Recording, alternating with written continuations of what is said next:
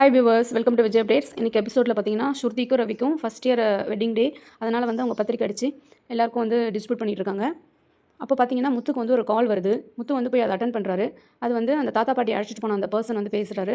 அவர் வந்து என்ன சொல்கிறாருன்னா, நீங்கள் அனுப்பின அந்த 2 ஃபோட்டோவில் ஒரு பொண்ணு தான் ஃபோனை வந்து தவற விட்டு போன பொண்ணு அப்படின்னு சொல்லிட்டு அவர் ஃபோன் பண்ணி சொல்கிறாரு. முத்து அதை கேட்டதும் அது வித்யா அப்படின்னு கண்டுபிடிச்சிடுறாரு. உடனே வந்து அவர் ஒன்று மீனா வந்து கூப்பிடுறாரு. நம்ம சேனலை சப்ஸ்கிரைப் பண்ணாதவங்க சப்ஸ்கிரைப் பண்ணுங்கள். மீனா கூப்பிட்டு சொல்கிறாரு, கண்டிப்பாக இது பார்லர் அம்மாவோட வேலை தான். அந்த மாதிரி தான் என் ஃபோனை திருடி வித்யாட்ட கொடுத்துருக்கோம். அது மூலியமா தான் அந்த வீடியோ வந்து லீக் ஆயிருக்கும் அப்படின்னு வந்து முத்து வந்து மீனாட்ட சொல்கிறாரு. மீனா வந்து என்னால் நம்பவே முடியல அப்படின்றாங்க. மீனா சொல்கிறாங்க, நான் போய் வித்யா வந்து பார்த்து கேட்குறேன் அப்படின்னு சொல்கிறாங்க. முத்து வந்து வேணாம், நீ வந்து சரியாக கேட்க மாட்டேன், நான் போய் கேட்குறேன் அப்படின்ட்டு முத்துவே வந்து நேரில் போகிறாரு வித்யாவை பார்க்குறதுக்கு. முத்து வித்யாவை பார்க்க நேரில் போகிறாரு. வித்யா கதவை திறந்து வந்து ஷாக் ஆகுறாங்க. முத்து வந்து நிற்கிறாரு.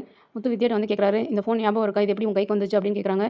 இது என்னோட ஃபோனு, நான் வந்து பஜாரில் வந்து வாங்கின அடுத்த நாளே தொலைஞ்சு போச்சு. இப்போ நீங்கள் தான் எனக்கு 2000 தரணும் அப்படின்னு சொல்லி கேட்குறாங்க. முத்து வந்து அவங்க சொன்ன பொய்யை வந்து நம்பலை.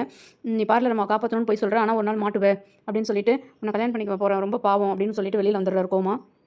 வீட்டுக்கு வந்து மீனா கூப்பிட்டு சொல்கிறாரு, பார்லர் அம்மா காப்பாற்றணும்னு அந்த வித்யா ரொம்ப பொய் சொல்லுது, ஆனால் கண்டிப்பாக ஒரு நாள் மாட்டோம் அப்படின்றாரு. அதை வந்து ரோகிணி வந்து ஒளிஞ்சிருந்து ஒட்டு கேட்டுட்டு இருக்காங்க. போய் நேரில் வித்யாவை பார்க்க போகிறாங்க. வித்யா நம்மளை வந்து காப்பாற்றிருக்கிறா, நம்மளை மாட்டி விடாமன்னு.